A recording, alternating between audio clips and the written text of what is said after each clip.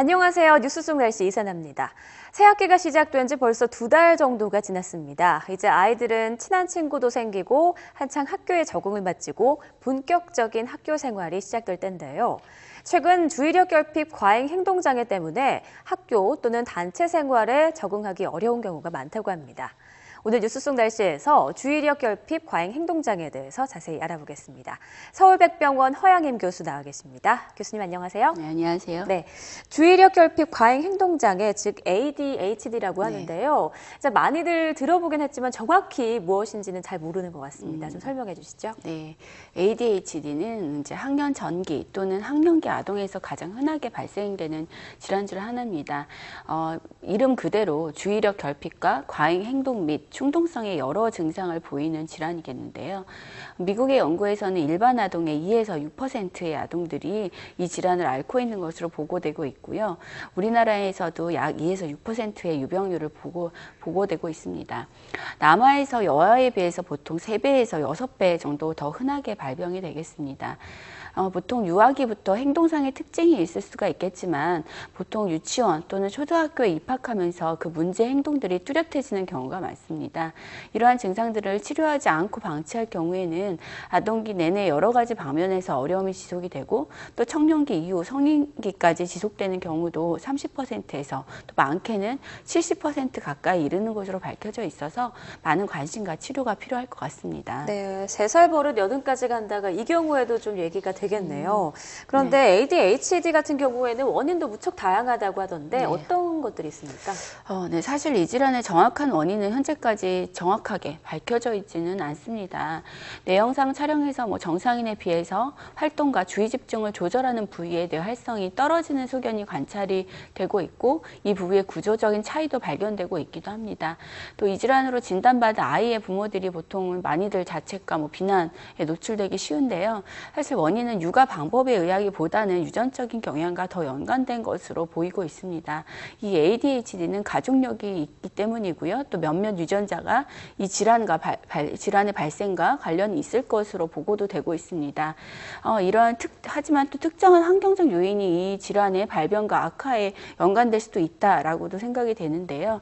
어머니의 흡연이나 음주, 약물이나 또 학동기 이전에 페인트나 납 등에 의한 노출이 됐을 때 또 인공색소나 식품 보존제 등의 음식 첨가물 등 같은 다양한 환경적인 요인이 이 질환의 원인으로 거론되고는 있지만 아직은 이런 중요성에는 논란의 여지는 많은 상황입니다. 네, 다양한 원인이 거론되고 있는 만큼 증상 또한 다양할 것 같은데요. 네. 어떤 증상이 나타납니까? 네, ADHD 아동들은 대부분 자극에 선택적으로 주의 집중하기가 좀 어렵고 지적을 해도 잘 고쳐지지가 않습니다. 따라서 선생님의 말을 듣고 있다가도 다른 소리가 나면 금방 그곳으로 시선이 옮겨가고 또 시험을 보더라도 문제를 끝까지 읽지 않고 문제를 풀다가 틀리는 등 한 곳에 오래 집중하는 것을 어려워합니다. 또 이러한 아동들은 허락 없이 자리에서 벌떡 일어나고 뛰어다니고 또 팔다리를 끊임없이 움직이는 등 활동 수준이 매우 높고요. 또 생각하기 전에 행동하는 경향이 있고 말이나 행동이 많고 또 규율을 이해하고 있는 경우도 갑자기 본인이 하고자 하는 것을 욕구를 자제하지 못하는 경우도 많습니다. 네, 그런데 사실 아이들의 경우에는 성인에 비해서 집중력이 좀 떨어지는 게 어찌 보면 당연한 건데 섣불리 ADHD로 판단하기 좀 힘들 것 같습니다. 그렇다면 혹시 자가 진단법 같은 게 있을까요? 네, 말씀하신 것처럼 섣불리 진단하는 거는 좀 무리가 있고요. 사실 의심이 되면 전문가와 상담을 하고 정확한 진단을 받아야 될 필요는 있습니다. 하지만 이제 7세 이전의 유아에 대해서는 자가된 진단 테스트 방법이 좀 있긴 있는데 다음에 제가 말씀드리는 항목 11개 중에서 8개 이상의 항목이 해당이 되고 또 아이들이 6개월 이상 증상을 보인다면 ADHD 확률이 높기 때문에 전문가와 상담을 해보시는 게 좋겠습니다. 먼저는 오랫동안 가만히 앉아있지 못하고요. 두 번째로는 질문 도중에 말을 끊고 자꾸 대답을 한다던가 또 세 번째로 말이 다른 사람보다 많은 편이다. 또 네 번째는 한 가지 일을 다 끝내기 전에 다른 일을 시작한다. 또 다섯 번째는 다른 사람 말을 잘 듣지 않는 것, 또 여섯 번째로 물건을 잘 잃어버리고 다니는 것, 또 7번째는 앉아있는 도중에도 자꾸 몸을 이리저리 움직이고 비트는 등의 행동을 보이는 경우, 또 8번째는 외부 자극에 집중을 잘 하지 못하고 매우 산만하다라고 생각이 되는 경우고요. 9번째로는 집중력이 부족하고, 10번째로는 무언가를 할 때 자기 차례가 오는 것을 기다리기 힘들어하는 것이 있습니다. 또 마지막으로는 다른 아이들에 비해서 유난히 시끄럽게 노는 것도 의심할 수 있는 방법입니다. 네, 지금 방송 보다가 우리 아이의 증상과 비슷한데라고 생각하는 이제 학부모님들도 있을 것 같은데, 마지막으로 이 ADHD를 좀 극복하고 치료하기 위해서는 어떤 노력이 필요할까요? 네, 이 주의력 결핍 과잉행동 장애는 사실 치료를 통해서 과잉행동이나 충동성 및 부주의함 등의 3가지 증상을 완화 혹은 호전시키는 것이 1차적인 치료 목적입니다. 또 치료를 하다 보면 이런 ADHD로 인해 생기는 2차적인 문제, 예를 들자면 불안하고 우울하고 학습하기가 어렵고, 또 부모나 교사, 또 또래 관계에서 어려움 등 같은 이런 증상들도 호전이 될 수가 있습니다. 사실 ADHD 치료에는 약물 치료와 부모 교육과 상담, 사회성 훈련, 놀이 치료, 인지행동 같은 치료 여러 가지 방법들을 같이 사용하고 있고요. 약물 치료는 이 중에서 가장 기본적인 치료로 볼 수가 있겠고, 만약에 다른 치료를 진행한다고 해도 약물 치료를 병행하도록 권장하고 있습니다.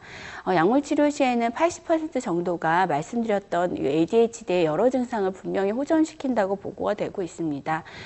ADHD 아동들은 대부분이 좀 많이 충동적이고 산만 행동 때문에 평상시에 야단이나 꾸중 같은 이런 부정적인 얘기를 자주 듣게 되는 경우가 많은데요. 사실 주변에서 따라서 말 안 듣는 아이, 또 문제야 이렇게 평가되는 경우도 많고, 스스로도 자신을 나쁜 아이나 뭐든지 잘 못하는 아이로 생각하기 쉽습니다.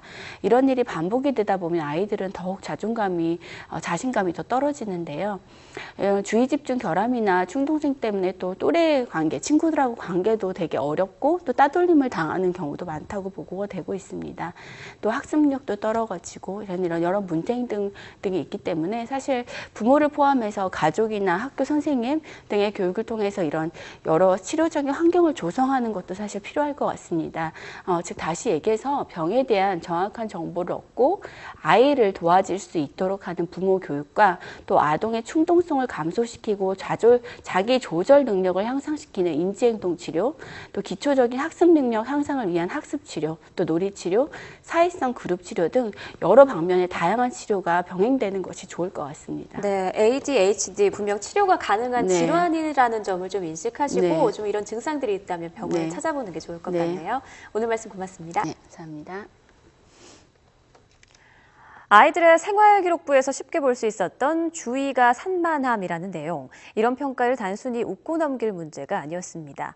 어리니까 그럴 수 있겠지 하고 그냥 넘어가는 순간 미래의 그 아이에게는 치명적인 결과로 돌아올 수도 있는데요. ADHD 증상을 보이는 아이에게 조금 더 관심을 갖고 심리적 치료 차원에서 접근하기 위해 노력한다면 사회적 장애를 겪는 사람들이 조금이나마 줄어들 수 있지 않을까 생각합니다. 뉴스 속 날씨 오늘 준비한 내용은 여기까지입니다. 시청해주신 여러분 고맙습니다.